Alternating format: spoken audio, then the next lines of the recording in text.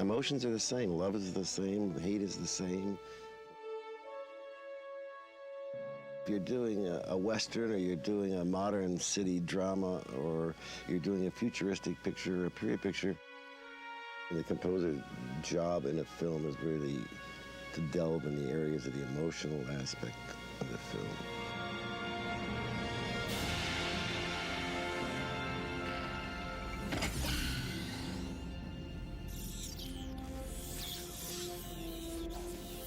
Jerrald Goldsmith, certainly the privilege of working with that guy. I mean, a master, probably in the top 3 in the world as a composer.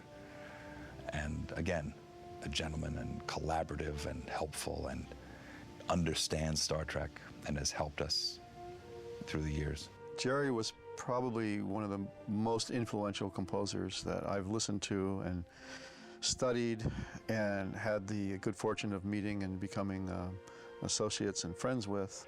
The only contact that I've had with Jerrald Goldsmith, aside from meeting him, is having the privilege of sitting and watching him work on Star Trek scores. And it's very, very beautiful to watch. More often than not, when there was a great piece or a great cue that Jerry had written, the orchestra would always, we'd finish the cue and they'd be quiet for a second, and then they'd start and applaud. And it happened a lot, because they knew the music was really good.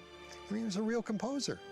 Working in the designs and drawing, I always listen to a lot of Jerrald Goldsmith music. He's kind of the inspiration behind, and the silent voice behind a lot of my drawings. His music just has always been something I've been a fan of since I was very young. I used to listen to his soundtrack for Alien.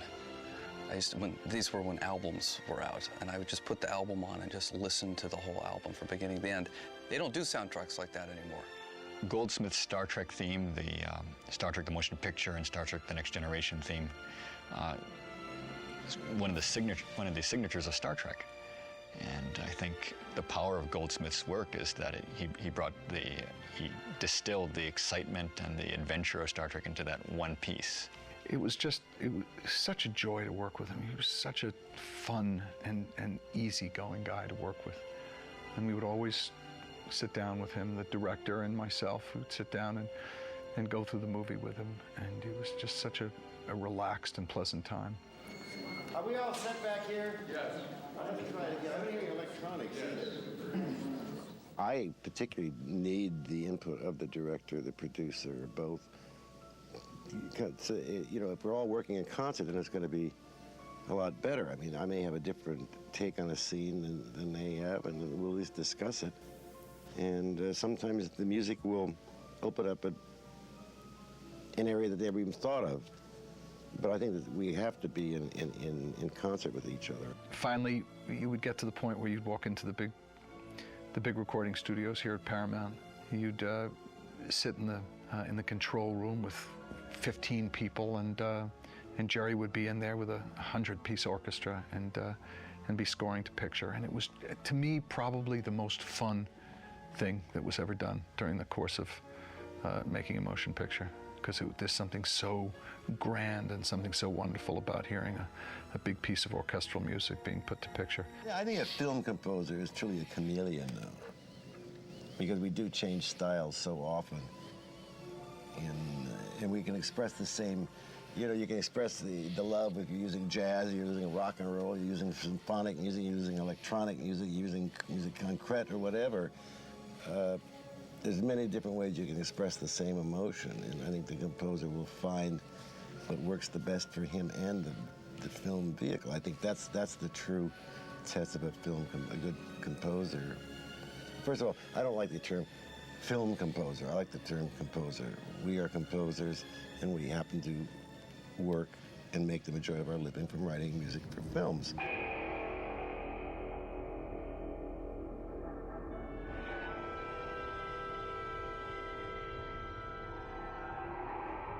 Jerry absolutely defined what music of another world or another time might be. Going back to his completely original scores to Planet of the Apes, very percussive-driven devices.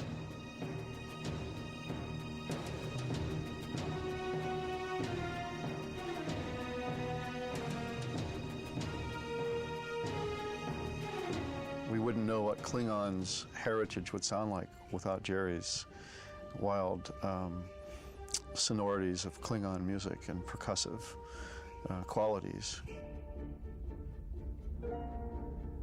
It's not difficult for me to really write the music. It comes very quickly. And I always feel that I've always felt Star Trek as being very romantic, very lyrical, and which basically, if one boils down the whole premise of it, that's what it is.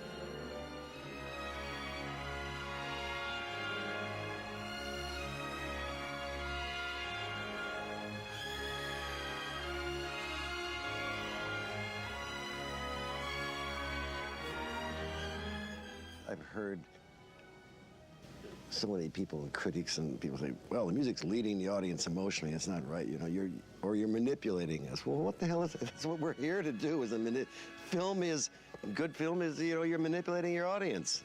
The action things are always secondary to me in the whole Star Trek.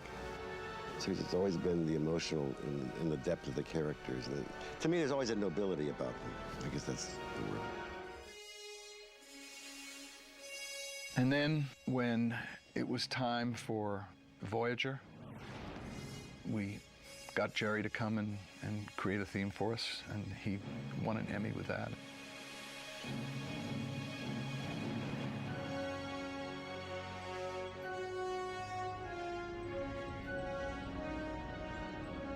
He did do the theme to Voyager, and again, interestingly enough, a much more gentle treatment of musical themes. And I've often wondered whether did they come to him and say, look, we have a woman captain, should the music be different to represent this or whatever? But in terms of it being non-angular like some of the other themes were, it was more broad-stroked melody, more along the lines of what he might have done for Basic Instinct, where the melodic intervals were further apart.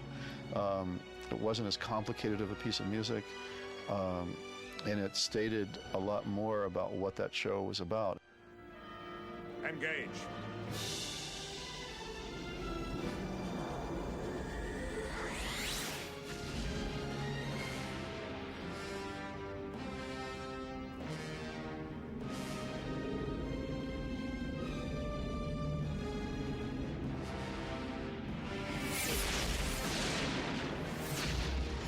To me, it's the best Star Trek film I've done. And I felt that when I read the script, I loved the script so much, and I was probably the most moved by this than any. But I think basically, I see this.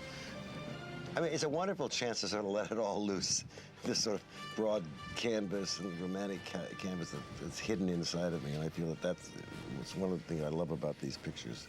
It's a great sort of, in a way, sort of cathartic for me, that I can express these kind of emotions that I don't get a chance to do in a lot of other films. 5 pairs.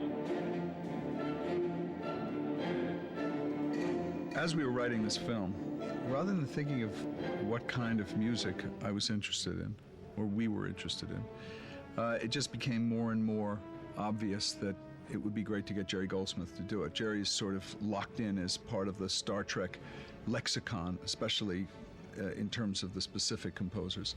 We were very close, you and I. You can still hear our song. Jerry did not have enough time to do the score for this film. That's why I'm on the film. And rather than bringing in another composer who wasn't as familiar with, this was a situation that I have a specific area that he felt would work well in this film for the Borg and the darker, action-oriented music. Ready, phasers!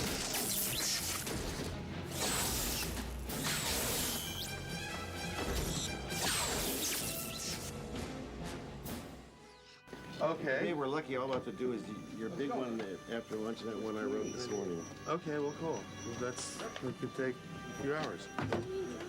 If your way, it'll take the whole day. Yeah, I like this. I like this. Yeah. Watching the two of them together on the stage was great, because there was a proud dad, but of course he wasn't going to gush all over him in front of people, but he couldn't stop smiling. Any composer working with Jerry Goldsmith is a dream. You're working with one of the finest film composers in the history of film, and every day you're learning things constantly. from large approach, the way to approach things in a large way, to subtleties. We hoped for. He has written a main theme that's noble and strong, a main theme that has a sense of dignity and strength to it that the picture calls for. The film's terrific. This is the best Star Trek film yet. There's no question. It's really excellent.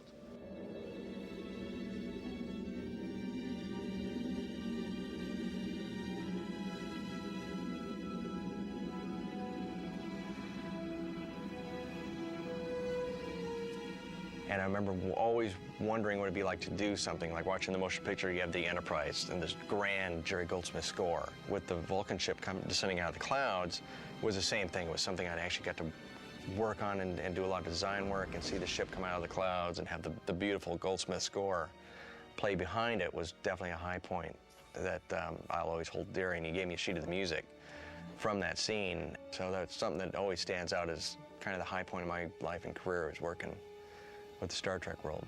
The theme that Jerry had written that sort of covered a great deal of the stuff that happened down on Earth during the course of that movie was such a gentle and beautiful theme that it was a heart-wrenching moment, and I think one of the loveliest moments of any of the films.